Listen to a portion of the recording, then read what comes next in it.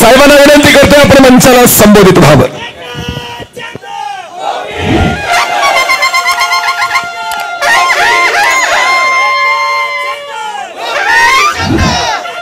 तुतारी वाजते.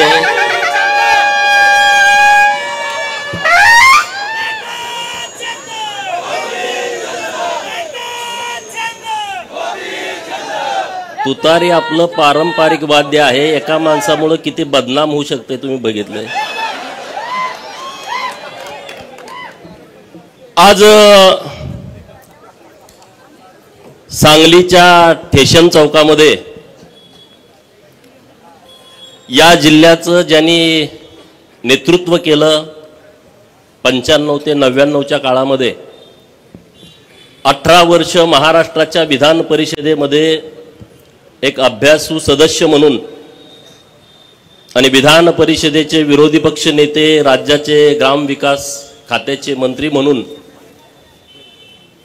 एक उत्तम प्रशासक, फरडा वक्ता आणि रोखठोक भूमिका मांडण्यामध्ये ज्यांचं महाराष्ट्रभर नाव आहे असे आपल्या सर्वांचे आदरणीय माननीय अण्णासाहेब डांगे साहेबांच्या प्रमुख उपस्थितीमध्ये सांगली विधानसभा मतदारसंघाचे तिसऱ्यांदा आमदार म्हणून निवडून आलेले सुधीरदादा, महाराष्ट्राच्या आणि देशाच्या इतिहासामध्ये एकच विधानसभा, एकच पक्ष आणि 55 वर्ष आमदार म्हणून ज्यांनी प्रतिनिधित्व केलं, महाराष्ट्राच्या विधानसभेमध्ये आदर्श व्यक्तिमत्व म्हणून ज्यांची ख्याती आहे असे स्वर्गीय डॉक्टर गणपतराव देशमुख साहेब यांचे नातू डॉक्टर बाबासाहेब देशमुख हे सांगोला विधानसभा मतदारसंघातून निवडून आले. म्हणून त्यांचा आणि गेली अनेक वर्ष तुम्हाला वाटत होतं की मी एकदा तरी जनतेतनं निवडून यावं म्हणून सातत्यानं जेवढा संघर्ष मी केला त्याच्यापेक्षा जास्तीचा संघर्ष तुम्ही केलाय. हा गोपीचंद पडळकरचा सत्कार मी समजत नाही. ज्यांच्या मनगटामध्ये बळ आहे, ज्यांना अन्यायाच्या विरोधामध्ये लढू वाटतंय मनातून, अशा तुम्हा सर्वांचा हा सन्मान आहे असं माझं म्हणणं आहे, असं माझं मत आहे. सांगलीच्या या स्टेशन चौकामध्ये अनेक ऐतिहासिक सभा झालेल्या आहेत. या सभांमध्ये तुम्ही अनेक वेळा असाल, माझे पत्रकार मित्र अनेक वेळा असतील, व्यासपीठावरील मान्यवर मंडळी अनेक वेळा असतील. मी पण काही वेळा इथं प्रचाराच्या निमित्तानं असेल, पक्षाची भूमिका मांडण्याच्या निमित्तानं असेल, मी अनेक वेळा या चौकामध्ये बोललोय. परंतु या चौकामध्ये जनतेतून निवडून आल्याच्या नंतर आमचा सन्मान होईल असं कधी वाटत नव्हतं, पण आज ते प्रत्यक्षात आलेलं आहे. आणि ते पण इतक्या भव्य दिव्यतेनं. एखाद्या मंत्र्याचा पण सत्कार असा होणार नाही, असा आमच्या तिघांचा सत्कार तुम्ही केलेला आहे. त्याबद्दल मी तुमचं मनापासून आभार व्यक्त करतो. ही सांगली आहे. अण्णाभाऊ साठे यांच्या लेखणीला धार देणारी ही सांगली आहे. छत्रपती शिवाजी महाराजांच्या स्वराज्य निर्मितीमध्ये ज्यांनी अत्यंत महत्त्वाची भूमिका मांडली त्या भैरजी नायकांची ही सांगली आहे. ही सांगली लता दीदींची आहे. ही सांगली उद्योगपती किर्लोस्करांची आहे, चितळेंची आहे. ही सांगली क्रांतिसिंह नाना पाटलांची आहे. ही सांगली क्रांतीवीर नागनाथांना नायकवडींची आहे. आणि ही सांगली कृष्णा काठचा रॉबिन हुड बापू बिरू वाटेगावकरांची आहे. माझी सांगली जगात चांगली आहे आणि या चांगल्या सांगलीमधली तुम्ही सगळी सोन्यासारखी माणसं इथं उपस्थित आहात. तर माझा आवाज मला वाटतंय सांगलीच्या जेलपर्यंत पण जात असेल, इथून जवळ आहे. मध्यवर्ती कारागृह सांगलीचं. आणि राजनंदिनी तिच्या भाषणामध्ये बोलली की अनेक वेळा खोट्या केसेसमध्ये सांगलीच्या जेलमध्ये आम्हाला राहावं लागलं. ही गोष्ट खरी आहे. 2014ला विधानसभेच्या निवडणुकीच्या पूर्वी 10 दिवस मी सांगलीच्या जेलमधनं सुटलो होतो आणि केस काय होती तुम्हाला माहित आहे, सगळीकडे त्याचा एकदम डांगोरा पिटला जातो विरोधकांच्याकडून. सांगलीच्या जेलमधला एक आरोपी जो खोट्या केसमध्ये ज्याला अनेक वेळा जेलमध्ये जावं लागलं, त्याचा आज जनतेच्या पाठबळावरती सांगलीच्या चौकामध्ये सन्मान होतोय, ही माझ्यासाठी अभिमानाची बाब आहे. प्रस्थापित व्यवस्थेच्या विरोधामध्ये तुम्ही जाण्याचा प्रयत्न केला तर पहिल्यांदा तुम्हाला जेलचा रस्ता दाखवला जातो, हे लक्षामध्ये ठेवा. आणि ज्यांची ज्यांची ही तयारी आहे त्यांनी राजकारणामध्ये पुढे गेलंच पाहिजे. अरे जेवढ्या केसेस माझ्यावरती टाकल्या त्याच्यापेक्षा 1000 पटीनं जेलमधनं बाहेर आल्यानंतर हार लोकांनी आम्हाला घातलेले आहेत. याच सांगलीपासून आटपाडीपर्यंत 10-20 हजार लोकांची रॅली जेलमधनं सुटल्यानंतर या महाराष्ट्रातल्या लोकांनी बघितलेली आहे. लोकांना वाटतं गोपीचंद असाच आला, ह्याला काही लॉटरी लागली. लॉटरी लागली नाही रे बाबांनो, आमचा इतिहास नीट बघा. आम्ही लढणारी माणसं आहोत. अण्णासाहेबांनी इतिहास सांगितला, जो समाज स्वतःचा इतिहास विसरतो तो समाज नव्यानं इतिहास निर्माण करू शकत नाही. हे तुम्ही लक्षात घ्या. अण्णासाहेबांनी जे सांगितलंय ते आपण सगळ्यांनी सिरियस घेण्याची आवश्यकता आहे. आज राजकारणामध्ये आपण पुढे आलं पाहिजे. राजसत्ता आणि राजपाट कधी मागून मिळत नसतो, तो नेहमी हिसकावून घ्यायचा असतो. मी पहिल्यापासून ही भूमिका मांडतोय. तुमच्यासाठी कुठलं सिंहासन ठेवलेलं नाही आहे. तुम्हाला सिंहासन निर्माण करावं लागेल. नसेल तर जो सिंहासनावरती आहे त्याच्या पाठीत लात घालून त्याला बाजूला करून तुम्हाला तिथं बसावं लागेल. त्याशिवाय तुम्हाला राजसत्तेतलं सिंहासन मिळू शकत नाही. अरे मी 2006 राजकारणामध्ये आलो. 6 ते किती झाले बघा, 24 जनतेतून निवडून यायला किती वेळा पडलो मी निवडणुकांमध्ये. 5 वेळा मी निवडणुकांमध्ये हारलोय. 2-3 वेळा विधानसभा, 1 वेळा लोकसभा, 1 वेळा जिल्हा परिषद. एवढा वेळा लोक म्हणा हा वेळा आहे. अण्णासाहेबांनी सांगितलं धनगराचं वेळ दिवस सरूस तर जात नाही. लोक बोलतात खासगीत, आजही बोलतात की गोपीचंद पडळकर जिल्हा परिषदचा सदस्य झाला नाही हा आमदारकी लढवतो, ग्रामपंचायतचा सदस्य झाला नाही हा आमदारकी लढवतो, पंचायत समितीचा अजून मेंबर नाही हा आमदारकी खासदारकी लढवतो. ह्याला येड लागलंय, हा असाच संपून जाईल.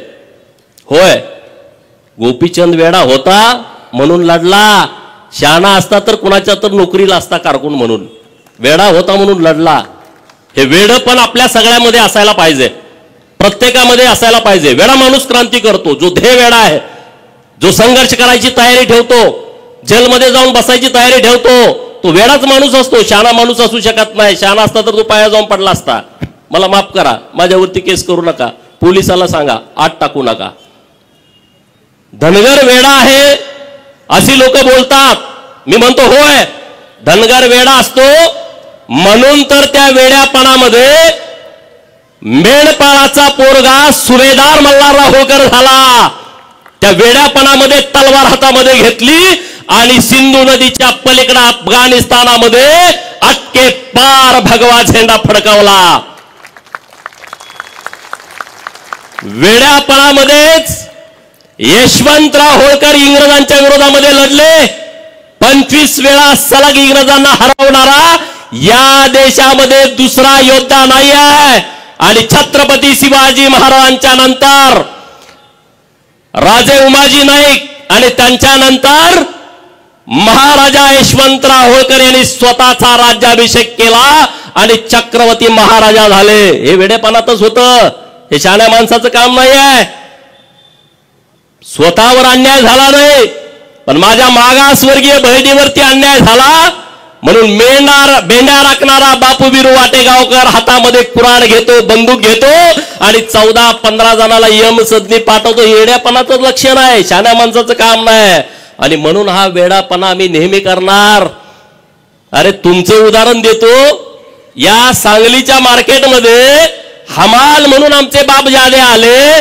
त्या हमालाची पोर आता व्यापारी म्हणून अख्खं मार्केट ताब्यात घेऊन बसलेत. हा वेड्यापणाचंच काम आहे, हे शहाण्या लोकांचं काम नाही आहे. आज त्या हमालाची पोरं नगरसेवक, सभापती आणि महापौर म्हणून व्यासपीठावरती बसलेले आहे. असा वेडापणा आपल्याला नेहमी करायचा आहे, हे लक्षामध्ये ठेवा. शानपणा केला तर काम करावं लागेल, वेडापणा केला तर तुम्ही लीडर व्हाल, नेता व्हाल. आणि तुम्हाला माझी विनंती आहे, झालं पाहिजे. का होऊ नये आपण? जिसकी जितनी संख्या भारी उसकी उतनी भागीदारी या तत्वावरती आम्हाला तिकीट मिळत नाही, आणि तिकीट मिळालं तर आम्हाला निवडून येऊ दिलं जात नाही. सगळे एक पाडायला. मग तुम्ही शान व्हावं लागेल, तुम्ही ते हातामध्ये घ्यावं लागेल. आज जतच्या जनतेला मी मनापासून धन्यवाद देतो की त्यांनी आज ही माझी सत्काराची वेळ आणली, नाहीतर ते शक्य नव्हतं. जत तालुक्यातल्या जनतेने डॉक्टर आरडीसाहेब व्यासपीठावरती अन्य मान्यवर बरेच आले असतील, तर त्यांनी इतक्या क्षमतेनं, इतक्या ताकदीनं माझ्यासारख्या कार्यकर्त्याला 26 ऑक्टोबरला माझी उमेदवारी घोषित झाली, 20 नोव्हेंबरला मतदान होतं. भाजपमधले काही लोक ताकदीनं विरोधामध्ये भूमिका मांडत होते, हा बाहेरचा आहे, हा परका आहे, भूमिपुत्र नाही आहे. अशा काळामध्ये तालुक्यातली जनता माझ्या पाठीमागं ठामपणे उभं राहिली. मी जतकरांना मनापासून धन्यवाद देतो. आणि मी त्यांना जो शब्द दिलाय विधानसभेच्या प्रचारामध्ये, तो प्रत्येक शब्द आणि शब्द पूर्ण करण्यासाठी पुढची 5 वर्ष मी रात्रंदिवस मेहनत घेईल. आणि त्याबरोबर महाराष्ट्रातले काही विषय असतील, महाराष्ट्रातले काही प्रश्न असतील, तर त्याच्यासाठी पण काम करेन ना. अरे किती आम्ही लढलोय, आमचं कौतुक आम्ही करतोय अशातला भाग नाही. अनेक विषय मी विधान परिषदेचा आमदार झाल्यानंतर सभागृहामध्ये घेतले. सांगलीमधले महानगरपालिकामध्ये बदली कामगार आहेत, मानधनवरती कामगार आहेत, 1200च्या वर आहेत. मला भेटले मंत्रालयामध्ये, पप्पू डोंगरे साहेब होते, सुधीर दादा होते, की बाबा असा असा प्रश्न आहे. आम्ही लावून धरला. त्या लोकांचा प्रश्न ऑर्डर पर्यंत आला, परंतु एक सचिवानं मेक मारून ठेवली, तो आमच्या हिताचा नव्हता. म्हणून आम्ही त्यांना सांगितलं थांबवा, परत आमचं सरकार येणार आहे, आम्ही परत दुरुस्ती करून घेतो. एखाद्याचं प्रामाणिकपणे काम केल्याच्या नंतर लोक जाणीव कशी ठेवतात बघा. आता इथं चिंगा काकू आली, मला दिसली स्टेजवरनं, त्यांच्या बरोबरच्या सगळ्या सफाई कामगार भगिनी आहेत, नटून थटून आल्या चिंगा काकू. ती इतकी रागात होती आमच्यावरती, आमची ओळख नव्हती. सचिवाच्या दालनाच्या बाहेर त्या उभा होत्या आणि त्यांना कोणीतरी सांगितलं की काही लोकांचं हे काम करायला, ते असं एकदम रागात होते आमच्यावर, नुसत्या शिव्या द्यायच्याच बाकी होत्या. मी म्हटलं पप्पू डोंगरे साहेब ह्या काय असे एवढ्या कालवा करतात? ते म्हणले त्यांचं काम होणार नाही असं कोणीतरी सांगितलंय. त्यांनी ट्रेन पकडली, मुंबईमध्ये आले, सचिवाच्या दालनाच्या बाहेर होते. चिंगा काकू आज इथं आलाय तुम्ही, मी तुम्हाला मनापासून धन्यवाद देतो आणि शब्द पण तुम्हाला देतो. सुधीर दादा इथं आहेत, मी आहे, सुरेश भाऊ खाडे, आम्ही तिघं मिळून तुमचं काम आम्ही केल्याशिवाय राहणार नाही. सांगायचं तात्पर्य काय, लोक का जुळत गेली? प्रत्येक विषयावरती आम्ही भूमिका मांडली आहे. प्रत्येक विषयावरती जो माणूस आमच्याकडे आलाय त्या माणसाची भूमिका मांडली आहे. सुधीर दादा व्यासपीठावरती आहेत, त्यांना मला विनंती करायची आहे, दादा महानगरपालिकेची निवडणूक तोंडावरती आली आहे, आता तुम्हाला सिंहासनावरती बसवलं आहे, त्यांना सिंहासनावरती बसवण्याची वेळ आली आहे. मी तुम्हाला विनंती करतो, या सगळ्या उपेक्षित लोकांना तुम्ही उमेदवारी द्या.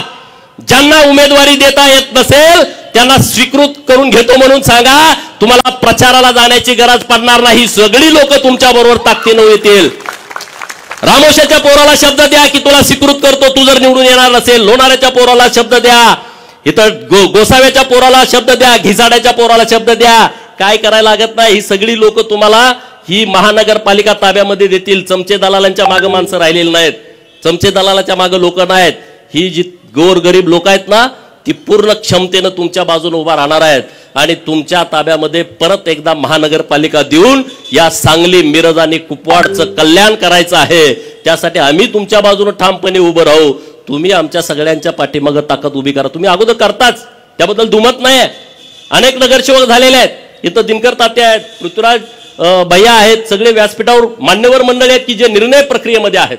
तर तुमच्याकडून आमच्या अपेक्षा आहेत, तुम्ही आम्हाला सन्मान द्या, आम्ही तुम्हाला ताकदीनं पाठबळ देण्याची व्यवस्था ह्या सांगली, मिरज, कुपवाडच्या महानगरपालिकेच्या निवडणुकीच्या निमित्तानं करू. त्याबद्दल अजिबात दुमत ठेवू नका. हा सांगली जिल्हा 2 पुढाऱ्यांचा आहे असे वारंवार वारंवार वारंवार म्हटलं जातं, नावं घेत नाही. हा सांगली जिल्हा यांच्या विचाराचा आहे. अरे विचार 5 मिनिटं सांगा ना व्यासपीठावर येऊ, त्यांचा विचार नेमका काय होता आम्हाला कळू द्या. काय विचार होता, कुठं त्याचं पुस्तक आहे का, एखादा ग्रंथ आहे का त्या विचाराचा की ज्या विचारामुळं या जिल्ह्याला या राज्याला त्याचा फायदा झाला? अरे मी म्हणतो हा सांगली जिल्हा नागनाथांना नाईकवडींचा हा सांगली जिल्हा क्रांतिसिंह नाना पाटलांचा हा जिल्हा आहे. हा जिल्हा 12 बलुतेदाराचा 18 पगड जातीच्या लोकांचा, शेतकऱ्यांचा, कष्टकऱ्यांचा, गरीब मराठ्यांचा जिल्हा आहे. आणि त्यामुळं ह्या जिल्ह्यामध्ये परिवर्तन झालं पाहिजे. नुसतं राजकीय नाही, सामाजिक असलं पाहिजे, विकासात्मक राजकारण असलं पाहिजे, ते परिवर्तन झालं पाहिजे. आणि म्हणून तुम्ही जो आज आमचा सन्मान घेतलाय तिघांचा, त्या सन्मानानं आमची जबाबदारी वाढली आहे. निश्चितपणे तुम्हाला सांगतोय, सांगलीच्या ज्या अपेक्षा आहेत, अरे सांगलीमध्ये कुपवाड MIDC किती वर्षापासून तयार झाली, नवीन काय तिथं झालं का? नाही. मार्केट कमिटीमध्ये व्यापाऱ्यांना जागा नाही, नवीन काय प्रयोग झाला का? अरे ती मार्केट कमिटी भ्रष्टाचारानं अशी बरबटली आहे, जागा घेतली त्यात भ्रष्टाचार. काय तुमचं व्हिजन पाहिजे सांगली मार्केट कमिटीचं? अरे इथल्या व्यापाऱ्यांना जागा नाही, 100-200 एकर जागा घेतली, डेव्हलपमेंट केलं आणि व्यापाऱ्यांना ती उपलब्ध करून दिली. कर्नाटक आपल्या बाजूला आहे, कर्नाटकातून लोक येत आहेत आणि त्या मार्केट कमिटीचा विस्तार केला नाही. कोंबडी कापून खायची ही जी ह्या लोकांची सवय आहे आणि त्याला पाठबळ मिळतंय. कारवाई होणं अपेक्षित होतं, कारवाई झाली नाही. मार्केट कमिटीवरती कारवाई होणं अपेक्षित होतं, जिल्हा मध्यवर्ती बँकेवरती कारवाई होत नाही. कारण हा फिरत असतो नेता, त्यांचा पाया पडत असतो अंधारामध्ये, कळत नाही, मॅनेज होतो, मग कारवाई होत नाही. आज सांगली जिल्ह्यामध्ये शेतकऱ्यांची जिल्हा मध्यवर्ती बँक आहे, जी आर्थिक वाहिनी आहे, या बँकेमध्ये प्रचंड मोठा भ्रष्टाचार झाला. 83 ची चौकशी झाली, 88 ची चौकशी सुरू आहे. अरे आमची मागणी आहे ही चौकशी पूर्ण होऊन त्यांच्यावरती कारवाई झाली पाहिजे. आज तुम्ही शेतकऱ्यांच्या दारामध्ये जाता 1 लाख कर्ज थकवल्यावरती आणि इकडे 100 कोटी रुपये तुम्ही काढले, बुडवले, तिकडे कोणी जात नाही. आज महाकाली साखर कारखाना, आटपाडीचा मानगंगा साखर कारखाना, अरे सभासदांनी त्यांच्या सौभाग्यवतीच्या गळ्यातलं डोरलं मोडून तुमची सभासदाची फी भरली. आज इतके वर्ष तुम्ही कारखाना चालवला, 200 150 कोटी रुपये तुम्ही कर्जामध्ये घालवला आणि आता तुम्ही परत बँक म्हणते की आता हे RBIचे नियम आहेत, अमुक आहे, तमुक आहे, त्याचा बाऊ करून तुम्ही ते कारखाना विकायला काढणार आणि त्या पुढाऱ्यांच्या घशामध्ये घालणार. माझे पत्रकार मित्र येत आहेत, माझी त्यांना विनंती आहे, हे कारखाने विकायचे आणि घशात घालायचे यांचे डाव आहेत. आणि कारखाना विकल्यानंतर काय होणार आहे? अरे आटपाडीच्या कारखान्याला 250 एकर जमीन आहे, तिथं 5 लाख रुपये गुंठ्याचा भाव आहे. ते कारखाना घेणार आणि त्यातली 200 एकर जमीन विकून टाकणार आणि खाजगी कारखाना करून टाकणार. जे सुतगिरणीचं झालं तोच प्रकार होणार आहे, महाकाली कारखान्याचं तेच होणार आहे. तर बँकेला माझं अपील आहे, सभासदांचा कारखाना हा सभासदाला राहायला पाहिजे.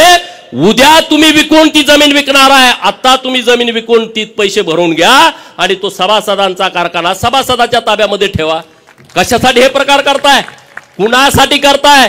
अरे हे काय तुमच्या बापजादाची प्रॉपर्टी नाही आहे, हे लोकांची आहे, शेतकऱ्यांची आहे, कष्टकऱ्यांची आहे. त्याच्यावरती तुम्ही डल्ले मारता, त्याच्यावरती तुम्ही अटॅक करता. हे इथून पुढे चालणार नाही. सरकारकडे मी पाठपुरावा करणार आहे आणि सरकारनं जरी पाठीशी घातलं तर सरकार बरोबर सुद्धा या बाबतीमध्ये संघर्ष करायची आमची तयारी असणार आहे. कारण हे सभासदाचे कारखाने आहेत, सभासदाची जमीन आहे. अरे आटपाडीची जमीन तर माझ्या धनगर समाजाची जमीन आहे. काय तुम्ही देता रे? एक तुम्ही गुंठा जमीन देत नाही, 250 एकर जमीन आमच्या बापजाद्यांनी दिली. काय मिळालं आम्हाला? काय त्या कारखान्यामध्ये मिळालं? कामगार म्हणून आणि म्हणे आमच्या बापाचे कारखाने आहेत. महाकाली कारखान्यामध्ये कुणाच्या जमिनी आहेत? या जिल्ह्यातल्या सगळ्या कारखान्याच्या आणि MIDCच्या जमिनी बघा. या 18 पगड जातीच्या, 12 बलुतेदाराच्या, गरीब मराठ्याच्या आणि OBCच्या जमिनी आहेत. कुठल्या पुढाऱ्याच्या रानामध्ये झाला कारखाना? अण्णासाहेबांनी मला एकदा कहाणी सांगितली की त्यांची सुद्धा 400 एकर जमीन एका कारखान्याला गेली आहे. परवा त्यांना भेटायला गेलो तेव्हा सांगितलं. सर्वोदय कारखान्याचं काय झालं? पृथ्वीराज भैया इथं आहेत, संभाजी आप्पा आता हयात नाहीत. आज कष्टाने उभा केलेला कारखाना या बँकेच्या राजकारणामध्ये त्यांनी घशात घातला. आणि म्हणून तुम्हाला माझी विनंती आहे, या बँकेच्या राजकारणामध्ये तुम्ही आला पाहिजे, संस्था स्थापन केल्या पाहिजेत आणि मत कुणाला विकलं नाही पाहिजे या बाडग्यांना. नाहीतर त्याचा काही उपयोग होणार नाही. 2 लाख मिळाले, 3 लाख मिळाले, चालला, त्याचा उपयोग होणार नाही. राजकारणाच्या बाबतीमध्ये मनात चीड असली पाहिजे. ठग असली पाहिजे, लात घालीन तर पाणी काढेल अशी उर्मी प्रत्येकाच्या मनात असली पाहिजे, तर हे घडल. एका दोघा तिघांचं काम नाही आहे. तुम्ही सगळ्यांनी ठरवलं तर हे घडू शकतं. ही क्षमता, ही ताकद ही तुमच्यामध्ये आहे आणि त्या ताकदीला आपल्याला पुढे जायचं आहे. आज आम्ही जतकरांना आव्हान केलं होतं की तुम्ही आम्हाला जमीन द्या. 1,500 एकर जमीन दिली. पत्रकार मित्रांना माझी विनंती आहे, अरे या जिल्ह्यामध्ये MIDC ला 1,500 एकर एका जागेवर जमीन कुठंच जिल्ह्यात मिळू शकत नाही. आज ती जतमध्ये मिळाली आहे. आज आमचे राज्याचे नेते मुख्यमंत्री देवाभाऊ दावोसला गेलेत. 4-5 दिवस ते दावोसला असणार आहेत. 7 लाख कोटीच्या वर इन्व्हेस्टमेंट ते महाराष्ट्राला घेऊन येणार आहेत. आणि मी सकाळी पण त्यांना विनंती केली, मागच्या 4 दिवसात पण देवाभाऊंना भेटलो की दावोसच्या दौऱ्याला तुम्ही मुख्यमंत्री झाल्यानंतर पहिल्यांदा जाताय, तो दौरा यशस्वी होणार याबद्दल कुणाच्या मनामध्ये शंका नाही. पण दौरा यशस्वी होण्यामध्ये माझ्या सांगली जिल्ह्याला आणि जत तालुक्याला एक मोठा इंटरनॅशनल प्रकल्प तुम्ही आम्हाला दिला पाहिजे, ही मी विनंती त्यांच्याकडे केलेली आहे. आणि होय, त्यांनी शब्द दिलाय की कसल्याही परिस्थितीमध्ये सांगली जिल्ह्याला एक आम्ही प्रकल्प देऊ. अरे मी साधा आमदार आहे, मी नामदार नाही आहे. आज डॉक्टर बाबासाहेब देशमुख साहेबांनी मत व्यक्त केलं की या सांगली जिल्ह्याकडे एक काळ नेतृत्व होतं. या सांगली जिल्ह्यातले कॅबिनेट मंत्री अनेक वर्ष अनेक वेळा महाराष्ट्राच्या राजकारणामध्ये होते. मी टीकात्मक बोलत नाही आहे, वस्तुस्थिती मांडतोय. जर या सांगली जिल्ह्यातले एवढे मातबर नेते महाराष्ट्राच्या मंत्रिमंडळामध्ये होते, 1990 पासूनच्या राजकारणामध्ये होते, 90 पासून 2024 ला असा कुठला प्रकल्प त्यांनी आणला की त्याचं नाव त्यांना लोकांना सांगता येईल की ज्या प्रकल्पामध्ये माझ्या सांगली जिल्ह्यातली 10,000 पोरं काम करतायत आणि त्यांना 40-50 हजार रुपयाचं पेमेंट मिळतंय. एक प्रकल्प आहे का? नाही, आणू शकले नाही, कारण ती वृत्ती नाही. वसंतदादा मुख्यमंत्री असताना एकदा बोलले होते, जर जतला कृष्णेचं पाणी दिलं तर आमच्या कारखान्यावरती ऊस तोडायला कोण येणार, हे त्यांचं स्टेटमेंट होतं. हीच भावना प्रस्थापितांची होती. कृष्णा काठच्या सगळ्या पुढाऱ्यांनी जिल्ह्यातल्याच दुष्काळग्रस्त तालुक्यांच्या वरती अन्याय केले. जत असेल, कवटेमंकाळ असेल, तासगावचा काही भाग असेल, खानापूर असेल, आटपाडी असेल, याच लोकांनी अन्याय केला. पण कृष्णामाईंनी अन्याय केला नाही. याच कृष्णामाईचं पाणी आज जतला गेलं, कवटेमंकाळला गेलं, मंगळवेढ्याला गेलं, सांगोल्याला गेलं, खानापूरला गेलं, आटपाडीला गेलं, कडेगावला, पलूसला, तासगावला, मिरजच्या पूर्व भागामध्ये, माणला, खटावला. कृष्णामाईंनी दुजाभाव केला नाही, कृष्णामाईंनी अन्याय केला नाही.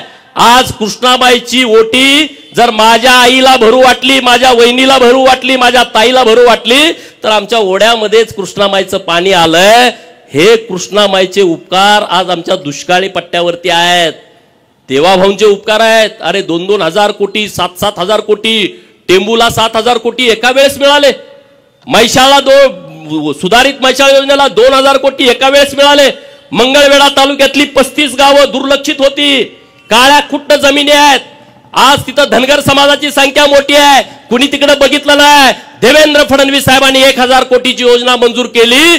समाधान दादा अवताडे यांच्या प्रचारात शब्द दिला होता आणि तो त्यांनी शब्द पूर्ण केला. का नाही इथल्या लोकांना जमलं? जलसंपदा खात्याचे मंत्री होते 2.5 वर्ष, काय केलं तुम्ही? काय भूमिका घेतली? जे काम कार्यकर्ते त्यांच्याकडे करतायत त्यांनाही माझा प्रश्न आहे. नेता दिसायला स्मार्ट आहे, देखणा आहे, बोलतोय, उच्च विद्या विभूषित आहे, तिकडं फॉरेनला जाऊन शिकून आला, पण जिल्ह्याला काय फायदा मिळाला? सांगलीला काय फायदा मिळाला?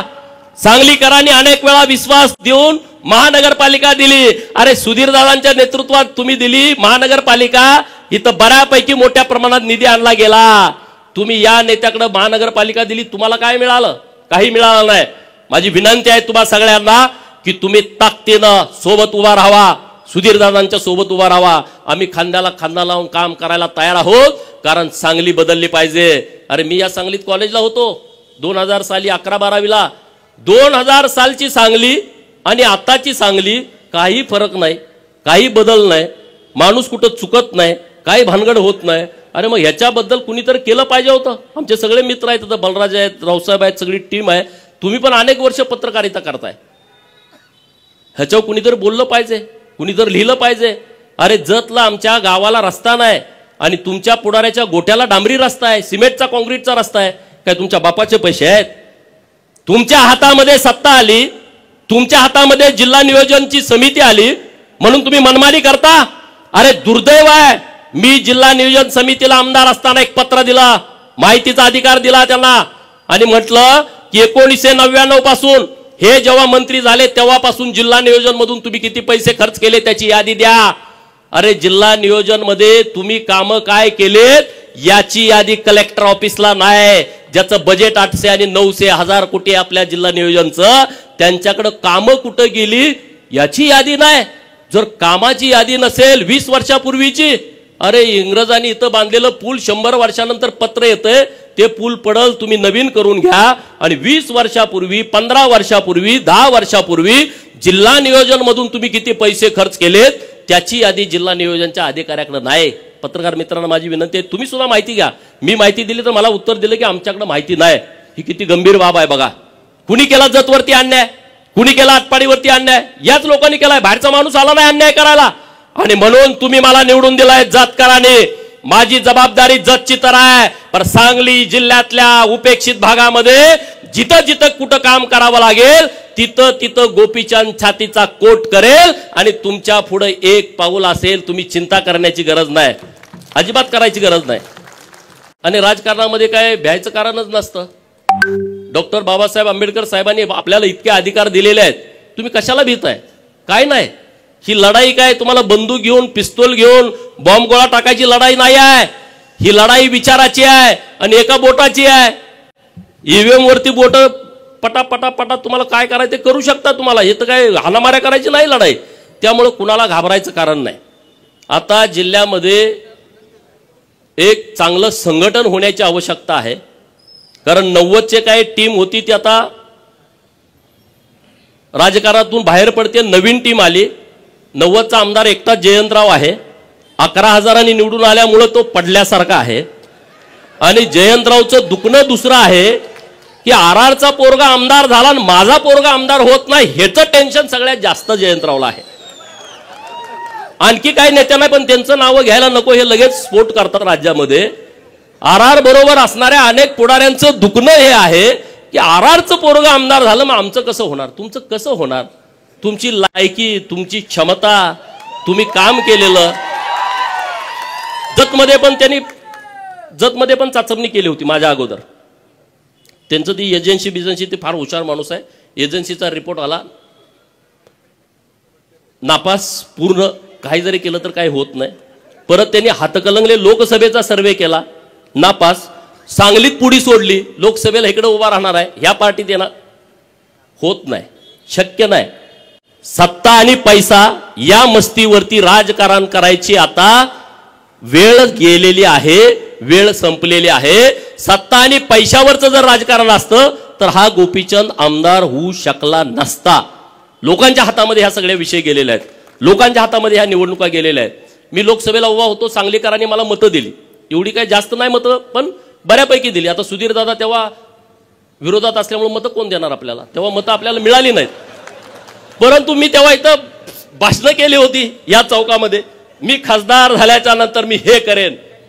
म्हणजे सगळ्यात महत्वाचा होता की 7 स्टार लायब्ररी करेन, असा मी शब्द तेव्हा विद्यार्थ्यांना दिला. मी झालोच नाही तर कसा देणार. आता विधानसभेचा आमदार झालोय, सुधीर दादांच्या बरोबर गट्टी करून त्यांचा फंड, माझा फंड असं करून सांगलीमध्ये एक विद्यार्थ्यांच्यासाठी 7 स्टार लायब्ररी करण्याचा विचार आम्ही करतोय. दादा देऊ ना शब्द, तुमच्या वतीनं देऊ ना. हा, सुधीर दादांच्या वतीनं शब्द मी देतो की आपण करू शकतोय, आपण बदल करू शकतोय. सांगलीतले लोक खूप चांगले आहेत, काम करण्याची क्षमता असणारी लोक आहेत, टीम पण खूप चांगली आहे. तर अशा पद्धतीने आपण सगळेजण पुढे जाऊ. डॉक्टर बाबासाहेब देशमुख साहेब विधानसभेवरती निवडून आलेले आहेत, त्यांच्याकडे इतका मोठा वारसा आहे, त्यामुळे त्यांची जबाबदारी माझ्यापेक्षा जास्त आहे. मी हुबला काय म्हणून सगळ्याला जग जाहीर आहे, पण त्यांना तसं करून चालत नाही. मला काय उलटं पालटं ते हुबला काय जाऊ दे असं म्हणतात, पण तुम्हाला तसं करून चालणार नाही. कारण तुम्ही आबासाहेबांचे नातू असल्याच्यामुळं तुम्हाला तेवढंच बोलावं लागेल, तेवढंच निर्णय घ्यावे लागतील. तशा पद्धतीनेच तुम्हाला पुढे जावं लागेल आणि आबासाहेबांच्या कार्यकर्तृत्वावरती आज अख्खं महाराष्ट्र अभ्यास करतो, त्यांना आदर मानतो, अभिमान आहे. माझ्यासारख्या कार्यकर्त्याला अभिमान आहे. आबासाहेबांची विचारसरणी वेगळी, आमची वेगळी होती. आबासाहेब अनेक वेळा स्टेजवरनं मला दम द्यायचे. मी एका माणसाच्या विरोधात बोललो का तू बस नाही मी निघालो म्हणायचे. पण आबासाहेबांच्या बद्दल प्रचंड आदर सगळ्यांच्या मनामध्ये आहे, सगळ्या लोकांच्या मनामध्ये आहे.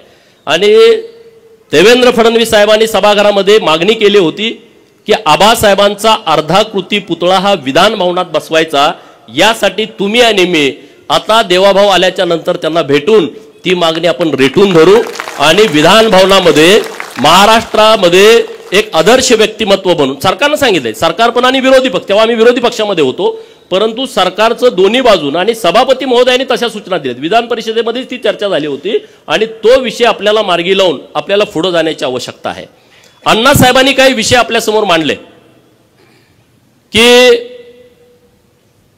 मेंढ्यांची संख्या कमी व्हायला लागली आहे. ही गोष्ट खरी आहे, अडचणी पण आहेत. आता आपल्याला दोन्ही बाजूने चालावं लागेल. आम्ही म्हणलो सरकारनं मेंढ्या द्या, तर काय पोरं म्हणजे तुम्ही आता आम्हाला परत मेंढपाळ करता का? नाही, मतप्रवाह आहेत वेगवेगळे. तर आम्ही दोन्ही बाजूने चाललोय. विद्यार्थ्यांच्यासाठी चांगल्या योजना सरकारच्या माध्यमातून आणलेल्या आहेत. सांगली शहरामध्ये ओबीसीची 2 वसतिगृह, मराठा समाजाची 2 वसतिगृह, एक मुलांचं एक मुलींचं 100 क्षमता असणारी 2 वसतिगृह. वसतिगृह बांधण्यासाठी खूप वेळ लागतोय म्हणून सरकारनं निर्णय घेतला इमारती भाड्यानं घ्यायच्या आणि तिथं वसतिगृह चालू करायचं. महाराष्ट्रामध्ये 54 ठिकाणी आता वसतिगृह चालू आहेत. काही ठिकाणी इमारती मिळाल्या नाहीत, भाड्यानं मिळाल्या नाहीत किंवा त्याचे दर जास्त आहेत मेट्रो सिटीमध्ये म्हणून ती राहिलेले आहेत. त्याच्या पुढे जाऊन आम्ही सरकारकडे मागणी केली की 100 विद्यार्थी दिले तरी विद्यार्थ्यांची सोय होत नाही, गैरसोय होते. आणि म्हणून सावित्रीबाई फुले स्वाधार नावाची योजना ओबीसींच्या मुलांसाठी आणलेली आहे. प्रत्येक जिल्ह्याला 600 विद्यार्थी जे 12वी नंतरचं व्यावसायिक शिक्षण घेतात त्या मुलांना, तो तालुक्याला राहिला तर 38,000 रुपये, तो क वर्गाच्या महानगरपालिकेच्या ठिकाणी राहिला तर त्याला 43,000 रुपये, तो अमरावती, नाशिक आणि संभाजीनगर अशा ठिकाणी जर राहिला तर त्याला 51,000 रुपये, आणि तो मेट्रो सिटीमध्ये राहिला, मुंबई, नवी मुंबई, पुणे, पिंपरी चिंचवड आणि नागपूर या ठिकाणी जर आपला पोरगा शिकायला गेला तर त्याला 61,000 रुपये सरकार देतंय खोली भाडं आणि खानावळीचं. पण दुर्दैवाची बाब आहे, 600 मुलांना ओबीसीच्या, त्यामध्ये 346 जाती आहेत. पण मित्रांनो 600 सुद्धा फॉर्म आले नाहीत. हे सगळ्यात मोठं दुर्दैव आहे. आणि 3 वेळा मुदतवाढ दिली, 3 वेळा मुदतवाढ दिली. तीच योजना धनगर समाजासाठी पंडित दीनदयाळ यांच्या नावानं सेम तीच योजना, फॉर्म तेवढे आले नाहीत. माझी विनंती आहे सगळ्या विद्यार्थ्यांना, अरे तुम्ही एज्युकेटेड आहात, ऑनलाईन फॉर्म करायचे आहेत. मेंढक्यांच्यासाठी एक स्कीम आणली आम्ही सरकारकडून. काय स्कीम आणली? जून, जुलै, ऑगस्ट, सप्टेंबर या 4 महिन्यामध्ये पाऊस पडतोय. फॉरेस्टचे अधिकारी म्हणतात की जंगलामध्ये तेव्हा रोपटी उगवायला चालू होतात, ते संक्रमणाचा बियांचा काळ असतो, मेंढ्यानं तुडवलं तर येत नाही. काय आता ते असतील कोण अधिकारी मला माहित नाही, बुद्धिवान, पण त्याने असा रिपोर्ट दिला की जंगलामध्ये मेंढ्या सोडायच्या नाहीत. आणि मग आम्ही सरकारकडे मागणी केली, जर तुम्ही आमच्या मेंढ्या जंगलामध्ये सोडणार नसाल तर तुम्ही आम्हाला चराई भत्ता द्या, महिन्याला 6,000 रुपये, 4 महिन्याला 24,000 रुपये, आणि स्कीम जाहीर केली. मला अभिमान वाटतो त्या गोष्टीचा, म्हणून मला मेंढक्यांचं कायम कौतुक वाटतं. 1,20,000 मेंढपाळांनी ऑनलाईन फॉर्म भरले, ऑनलाईन 1,20,000. सरकारकडे पैसे 8 कोटी होते. मी म्हणलं असं जुळणार नाही, आता तुम्हाला जेवढे फॉर्म आले तेवढे पैसे द्यावे लागतील. त्यांच्याकडे परत 20 कोटीपर्यंत झाले, त्यांनी 20 कोटी वाटले. मी आता अण्णासाहेबांना शब्द देतो की मी त्यांच्याकडे पाठपुरावा करतो आणि 1,20,000 आता दरवर्षी येणार फॉर्म, त्यांना तुम्ही चराई भत्ता द्यायलाच पाहिजे, दिलाच पाहिजे, त्याशिवाय मेळ बसणार नाही. पोरांच्या अडचणी आहेत हो. मेंढका पोरगा असला त्याला पोरगी मिळत नाही, तो परत मेंढर विकतोय, मुंबईत जातोय, कुठंतरी लोकांमध्ये जागा घेतोय, लग्न केलं का परत गावाला येतोय, परत मेंढ्या घेतोय, परत म्हणते तू अरे मुंबईला होता ना, आता कसं काय मेंढराकडं. म्हणजे अडचणी खूप आहेत, सुविधा नाहीत. पहिल्यासारखी आता लोकांची मानसिकता नाही आहे. 35-35 किलोमीटर दिवसात चालायचं आणि कुठल्या पण गावात जाऊन राहायचं. स्मशानभूमीजवळ वाडा पडतो, गावाच्या कुठंतरी 3-4 किलोमीटर आतमध्ये वाडा पडतो. कसं करणार लोक.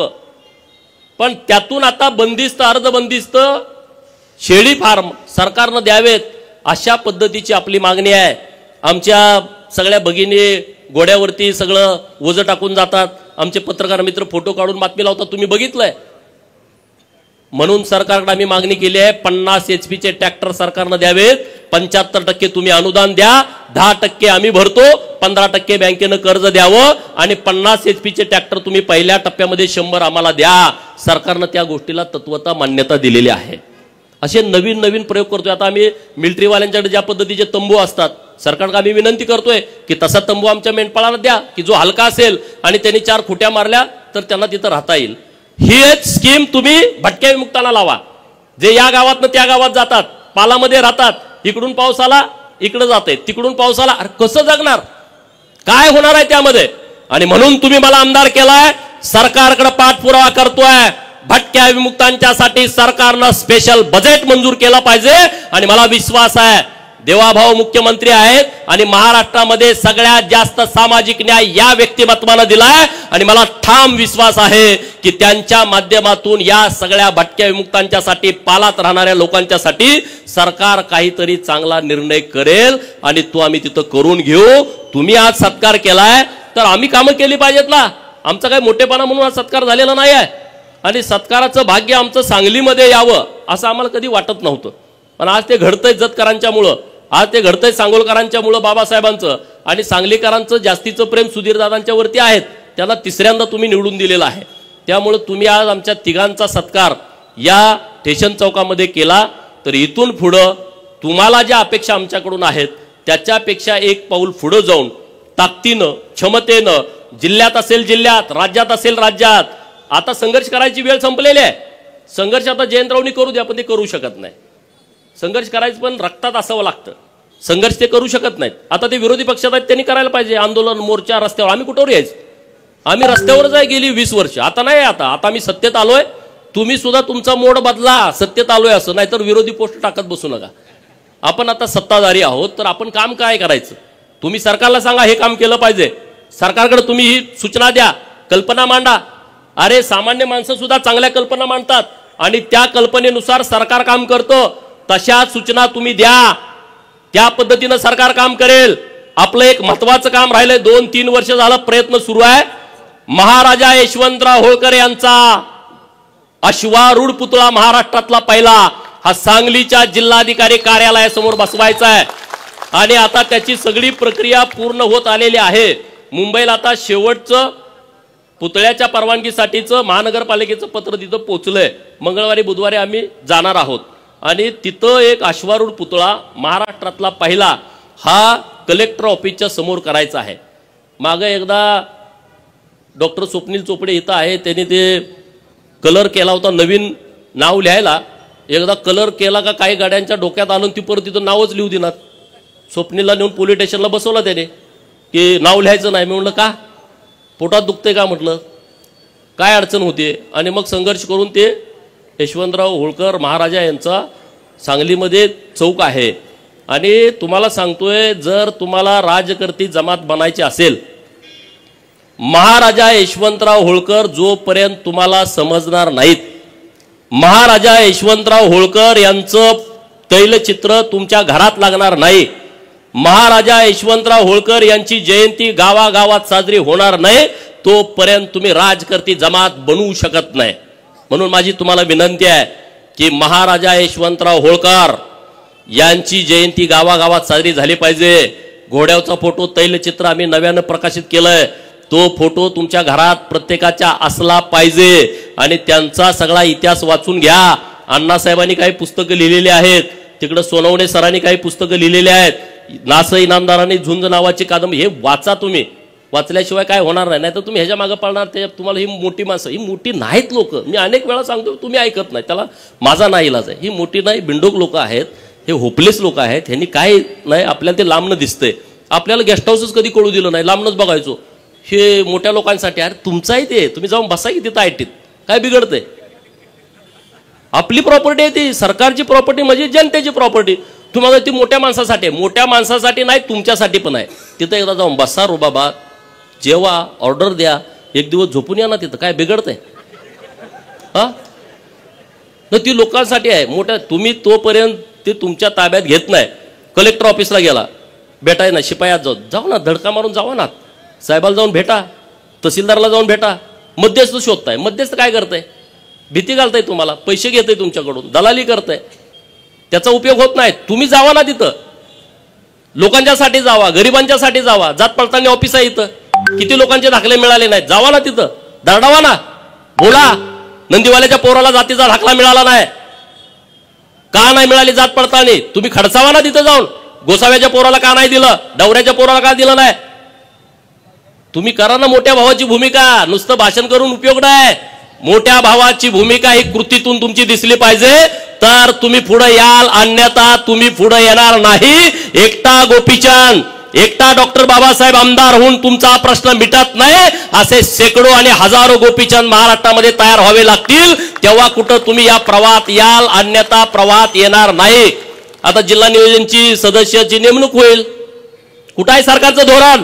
पत्रकार मित्रांच्याकडे माझी विनंती आहे, मी पण मागणी करतोय, जिल्हा नियोजन मध्ये सुद्धा रिझर्वेशन आला पाहिजे. निमंत्रित सदस्यामध्ये सुताराचं, लोहाराचं, कुंभाराचं पोरग जिल्हा नियोजनचा सदस्य म्हणून कलेक्टर ऑफिसला पालकमंत्र्याच्या समोर बसला पाहिजे.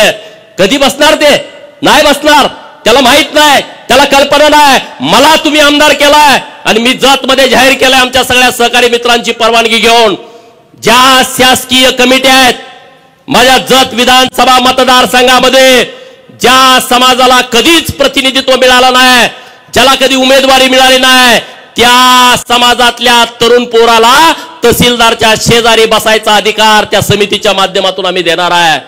कलेक्टर ऑफिसला कलेक्टर साहेबाच्या शेजारी बसून चर्चा करण्याचा अधिकार जर मर्याय गाडेवाल्याच्या पोराला जर मला देता आला, तर त्या आमदारकीचं सार्थक झालं असं मी समजेन. आणि तशी पोरं मी शोधतोय आणि त्यांना इथं आणून बसवणार आहे. डवऱ्याची, गडस्याची, लवाराची, कुंभाराची, सुताराची पोरं, नाभिकाची पोरं, मातंग समाजाची, गरीबाची पोरं, ज्यांना कधी सन्मान मिळाला नाही. कमिट्यावर तर टाका की रे. कमिट्यावर पण तुम्ही टाकत नाही. इकडचा मेवणा, तिकडचा पाहुणा. जिल्हा नियोजनवरची यादी काढा. गेल्या 20 वर्षातली कोण आहेत माणसं? एक तर नेता, नेत्याचा चमचा, दुसऱ्याला संधी नाही. आणि म्हणून मी देवाभाऊंच्याकडे मागणी करणार आहे की महाराष्ट्रातल्या जिल्हा नियोजन मध्ये आणि महाराष्ट्रातल्या शासकीय कमिट्या आहेत, तिथं तरी आम्हाला संधी द्या. आणि ते देऊ शकतात, हेच काहीतरी परिवर्तन करू शकतात. आणि म्हणून असे नवीन नवीन विषय घेऊन आपल्याला पुढे जायचं आहे. नवीन नवीन विषय घेऊन आपल्याला पुढे काम करायचं आहे. अजिबात चिंता करू नका, अजिबात काळजी करू नका. तुमचा जो विषय असेल तो मला सांगा, दादांना सांगा, बाबासाहेबांना सांगा. दादांना सांगितल्यावर डायरेक्ट जाऊन ते काम करून येतील. आम्ही सभागृहात वाजवून काम करून घेऊ. दादांचं आमच्यापेक्षा जास्तीचं चालतं. दादा सिनियर आहेत आणि सगळ्यात महत्वाचे तुम्हाला माहित आहेत, बॅकबोन आहे दादा.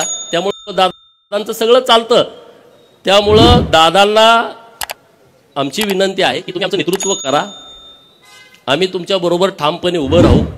आतून बाहेरून कुठलाही दगा फाटका माझ्याकडून होणार नाही. तो आमचा स्वभाव नाही. कारण होळकरांच्या इतिहासाचा एक आपल्याला कौतुकास्पद घ्यायला पाहिजे.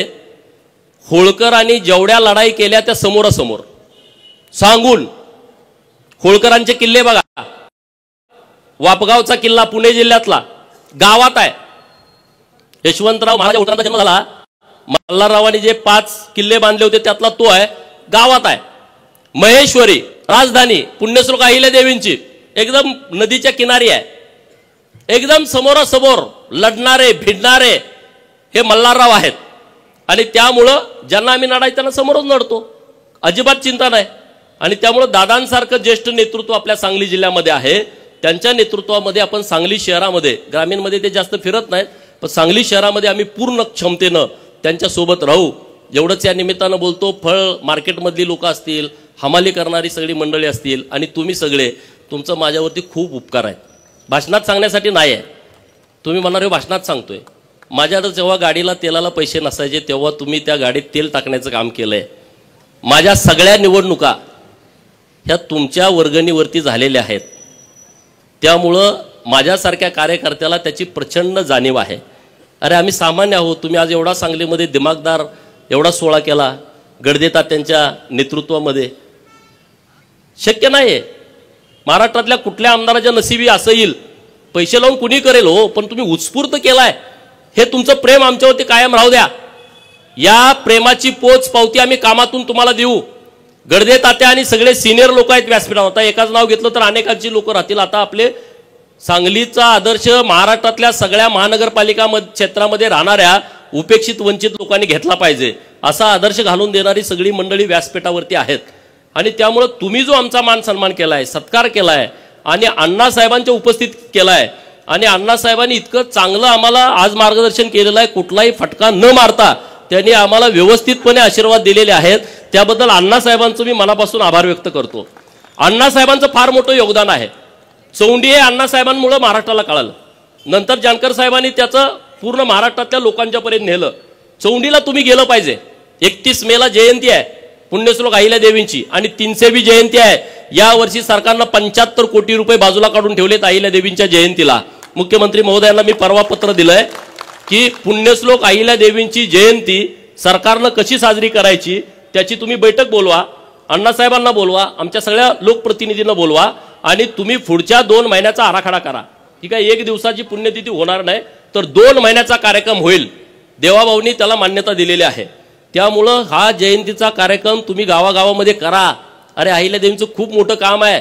छत्रपती शिवाजी महाराजांच्या नंतर हिंदवी स्वराज्याचे पताका ही होळकरांनी खांद्यावरती घेतली, अन्य काही सरदारांनी पण घेतली. परंतु अहिल्यादेवीने जे काम केलेलं आहे ते काम कुणीच विसरू शकत नाही. हिंदू धर्माच्या रक्षणाचं आणि हिंदू मंदिरांचं जीर्णोद्धाराचं काम हे अहिल्यादेवीने इतक्या मोठ्या प्रमाणात केलंय ते कुणी विसरू शकत नाही. नरेंद्र मोदी साहेबांना मी धन्यवाद देईन. काशी विश्वेश्वराच्या मंदिराचा कॉरिडॉर डेव्हलप केला आणि त्या कॉरिडॉरमध्ये पुण्यश्लोक अहिल्यादेवींचा पुतळा त्यांनी तिथं बसवलेला आहे. कुठलाही हिंदू काशी विश्वेश्वराच्या दर्शनासाठी गेला तर त्यांना पुण्यश्लोक अहिल्यादेवींचं दर्शन होतंय. शंकराचार्यांचा आहे, भारत मातेचा पुतळा आहे आणि कार्तिक स्वामीचा, असे 4 पुतळे तिथं बसवलेले आहेत. धन्यवाद देईल मी देवाभावना, एकनाथ शिंदे साहेबांना. अरे अहमदनगरचं नाव बदललं, 1 वर्षाच्या आतमध्ये नामांतरण केलं आणि पुण्यश्लोक अहिल्यादेवी नगर केला. हा काही छोटा निर्णय नाही. तुम्हाला त्याचं काही देणं घेणं नसल्यामुळे तुम्हाला त्याचं काही वाटत नाही. अरे डॉक्टर बाबासाहेब आंबेडकरांचं तेव्हाचं औरंगाबाद आणि आताचं संभाजीनगर त्या विद्यापीठाला नाव देण्याच्या बद्दल किती मोठा संघर्ष झालाय.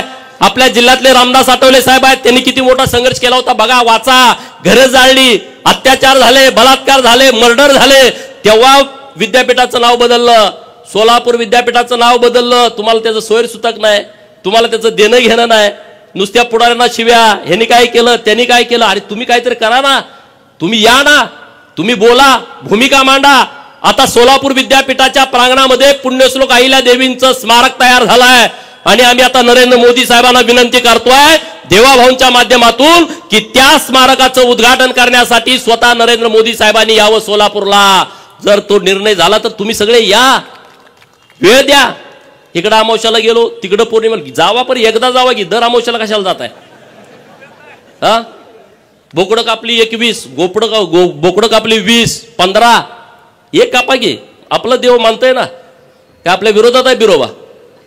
हा, मसोवाला बोकडा कापलं, एक कापा ना, बारकं कापा. 8 किलोचं, 7 किलोचं, 50-50 किलोची बकरी, 50-50 किलोची बोकडं बंद करा ना. इकडं या, राजे व्हा. मंत्रालय अजून आम्हाला कुणी दाखवलं नाही. मुख्यमंत्री कुठं बसतात आम्हाला माहित नाही. 2 नंबरचा समाज. आपली ही अवस्था असेल तर गावात राहणाऱ्या छोट्या मायनर समाजाची काय अवस्था असेल विचार करा ना, काय अवस्था असेल. म्हणून जरा परिपक्व व्हा. सोलापूरच्या अहिल्यादेवी विद्यापीठामध्ये स्मारकाचं लोकार्पण आहे, तिथं तुम्ही या. अण्णासाहेबांनी त्यांच्या नेतृत्वामध्ये अहिल्यादेवींचा वाडा तयार केलाय. 50-60 कोटी रुपये खर्च करून एकदा जावा, दर्शन घ्या. एकदा आपल्या कुलस्वामीला गेलं, एकदा चौंडीला गेलं पाहिजे. अरे चौंडीमध्ये प्रचंड ताकद आहे, तिथली माती ऊर्जा आहे. तुम्हाला माहित आहे मागे एक जण तिथं जयंती करायला ते पळून जावं लागलं. दुसऱ्या महिन्यात सरकार सुद्धा गेलं. नाही शक्ती आहे, कुणाला पटो अगर कुणाला न पटो, ही ताकद आहे तिथं चौंडीमध्ये. आणि तुम्ही जात नाही, तुम्हाला माहिती नाही. लग्न झाल्यानंतर नवरा बायकोला खंडोबाला गेले, मकोबाईला गेले, बिरोबाला गेले, चौंडीला जाऊन या म्हणून सांगा ना, तुम्ही पांडा पाडा ना, जावा. लग्नामध्ये कोट घालताय, बूट घालताय, एकदा फेटा बांधा, घोंगडं टाका. काय लग्न मोडते काय नवरी? करा ना. आता माझं झालं नाही तर मी केलं असतं तसं, तुम्ही करा ना तसं. मला अभिमान वाटतो. मी जेव्हा आमदार झालो तेव्हा मी डोक्याला पिवळा फेटा आणि खांद्यावरती घोंगडं टाकून मी शपथ घेतली. अरे महाराष्ट्रातल्या धनगरांचे नाही, देशातल्या धनगरांचे मला फोन आले आणि तिथली लोक त्यांना विचारायला लागली. कर्नाटकच्या एका मंत्र्यांचा मला फोन आला, त्यांना नीट हिंदी पण बोलता येत नव्हतं. ते म्हणले, आमची लोक मला म्हणायला लागली, तुम्ही का नाही असं बांधलं, तुम्ही 4 वेळा मंत्री झाला, तुम्ही असं का नाही केलं की तुम्ही 6 वेळा आमदार झाला. करा ना तुम्ही जे करता ते लोक करतात. हे सगळं चालूच आहे रे. आपल्याला एक वेगळं पण आहे, हे कुणाला नाही आहे. ज्याच्या डोक्यावर पिवळा फेटा खांद्यावरती घोंगडा आहे, तुमची ओळख सांगायची गरज नाही, हे तुम्ही करा. ढोल वाजवले आता येताना, लाज बाळगू नका, शिका ना. मी वाजवतो, तुम्ही वाजवा. गजी ढोल शिकायला पाहिजे आपलं. अरे आपलं एक वेगळेपण आहे, आपली एक संस्कृती आहे, ती आपण जपली पाहिजे. त्याच्यासाठी लाजलं नाही पाहिजे. मी जेव्हा मुंबईमध्ये जायचो तेव्हा तिथले अधिकारी हळू बोलायचे, इकडं तिकडं बघून मला भेटायचे. मी इकडचं आहे, मी तिकडचं आहे, वेगळं सांगायचं. जातीचा विषय येतोच हो, कुणी जरी नाकारला तरी. जात चिकटलेली आहे. किती जरी पुरोगामी महाराष्ट्र म्हटलं तर तसं काही नाही आहे. हे सगळं थोतांड आहे. तुम्ही एसटीत जरी बसला, शेजारचा माणूस तुम्हाला विचारतो तुमचं गाव कुठलं, तुमचं नाव काय, आडनावावरनं जर त्याला जात कळली नाही, तुमच्या पाहुण्याचं आडनाव काय, पाहुण्याचं गाव कुठलं, त्याच्यावर त्याला जात कळली नाही तर 10 मिनिटांनी म्हणतोय तुमची जात कुठली हो. एसटीत बसलेलं, त्याला काही संबंध नाही, त्याचं काही देणं घेणं नाही, तुमची त्याची ओळख नाही, तरी ते विचारताय, जातीवरती येतंय. अरे मग जर आपल्याला असं वैभव मिळालं असेल तर तुम्ही ते जपलं पाहिजे, ते टिकवलं पाहिजे. गोपीचंद तुम्हाला वाटला हे नालायक आहे, मला सोडून द्यावं, पण दुसरा विषय घेऊन तुम्ही पुढे या ना. सगळेच माझ्याबरोबर असे नाहीत, 5-2% माझे सुद्धा एकदम चिंध्या करणारी लोक आहेत, मला माहित आहे. पण मी काय तुमच्यावर रागाला आलोय का? मी रागाला पण येणार नाही. माझा विषय पूर्णपणे वेगळा आहे, माझे वैचारिक शत्रू पूर्णपणे वेगळे आहेत आणि त्यामुळं तशा पद्धतीनं मी पुढे जातोय. कुणी जरी मला थांबवण्याचा प्रयत्न केला, मी थांबणारा माणूस नाही. कारण मी थांबत नाही, कारण तुम्ही सगळे माझ्या सोबत आहात. एक बच्चनजींची कविता आहे, ती मी तुम्हाला वाचून दाखवणार आहे. मैं पत्थर पर लिखी इबारत हूं, मैं पत्थर पर लिखी इबारत हूं, शीशे से कब तक तोड़ोगे. मैं पत्थर पर लिखी इबारत हूं, शीशे से कब तक तोड़ोगे. मिटने वाला मैं नाम नहीं, मिटने वाला मैं नाम नहीं, तुम मुझको कब तक रोकोगे, तुम मुझको कब तक रोकोगे. मैं सागर से भी गहरा हूं, मैं सागर से भी गहरा हूं, तुम कितने कक्कड़ फेंकोगे. मैं सागर से भी गहरा हूं, तुम कितने कक्कड़ फेंकोगे. चुन चुन कर आगे बढ़ूंगा मैं, चुन चुन कर आगे बढ़ूंगा मैं, तुम मुझको कब तक रोकोगे. तुम हालातों की भट्टी में, तुम हालातों की भट्टी में जब जब मुझको झोंकोगे, तुम हालातों की भट्टी में जब जब मुझको झोंकोगे, तब तपकर सोना बनूंगा, तब तपकर सोना बनूंगा, तुम मुझको कब तक रोकोगे. अनेक वेळा संघर्षाच्या भट्टीमध्ये तुम्ही आम्हाला ढकललंय, आम्ही तावून सुलाकून निघालोय. आणि तुम्हाला पण मी सांगतो, संघर्षाच्या भट्टीमध्ये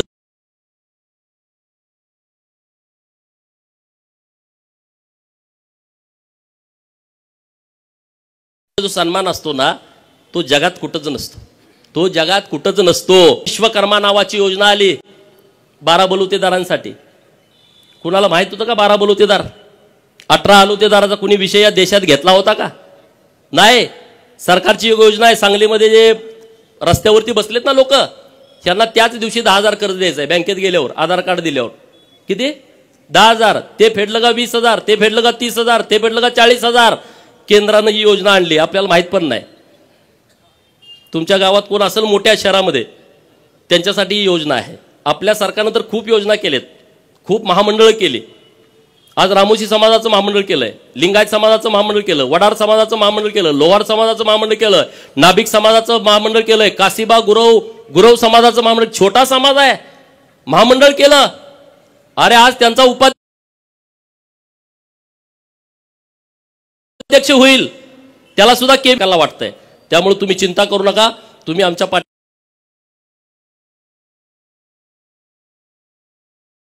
मग ताकदीनं तुम्हाला तो अधिकार आहे, पण प्रेमामध्ये कमी करू नका, एवढी तुम्हाला माझी हात जोडून विनंती आहे. अण्णासाहेबांनी जी जबाबदारी माझ्याकडे दिलेली आहे, मी अण्णासाहेबांना शब्द देतो की या जबाबदारीसाठी जीवाचं मी रान करेन. तुम्हाला माझी हात जोडून विनंती आहे. अण्णासाहेबांनी जी जबाबदारी माझ्याकडे दिलेली आहे, मी अण्णासाहेबांना शब्द देतो की या जबाबदारीसाठी जीवाचं मी रान करेन. समाजाच्या प्रश्नासाठी, बहुजनांच्या प्रश्नासाठी, उपेक्षितांच्या प्रश्नासाठी, शेतकरी कष्टकऱ्यांच्या प्रश्नासाठी सभागृहामध्ये मी ही आमदारकी पणाला लावेल. त्याबद्दल तुम्ही अजिबात दुमत करू नका आणि पूर्ण क्षमतेने आपल्याला पुढे जायचं आहे. बदल हा नेहमी होतो. एक वेळ तुम्ही सुद्धा राजकर्ती जमात बनणार आहे, सगळी लोक. मी नुसतं धनगर समाजासाठी बोलत नाही. अरे उकिरड्याचा पांग फिटतो, आपल्या घरात आई म्हणते की नाही, उकिरड्यांचा सुद्धा पांग फिटतो. अरे आपण तर अशी धडधाकट सगळी मंडळी आहोत, आपला सुद्धा पांग फिटेल. आमच्या चिंगा काकूचा सुद्धा पांग फिटणार आहे, पुढच्या महिन्यामध्ये फिटणार आहे. काही चिंता करू नका. आणि त्यामुळे इतक्या मोठ्या संख्येनं तुम्ही आला, उपस्थित राहिला, त्याबद्दल मी तुमचं सगळ्यांचं मनपूर्वक आभार मानतो. ज्या सगळ्या लोकांनी यामध्ये काम केलंय, सगळ्यांची नावं घेता आली नसतील, परंतु तुम्ही पूर्ण ताकदीनं इतका भव्य दिव्य देखणा कार्यक्रम घेतला, अख्ख्या सांगलीमध्ये सगळं वातावरण तयार केलंय, त्याबद्दलही तुम्हाला धन्यवाद देतो आणि थांबतो. गर्जा हिंदुस्तान चॅनलला सबस्क्राईब करा आणि ताज्या घडामोडी जाणून घेण्यासाठी बेल आयकॉनवर प्रेस करा.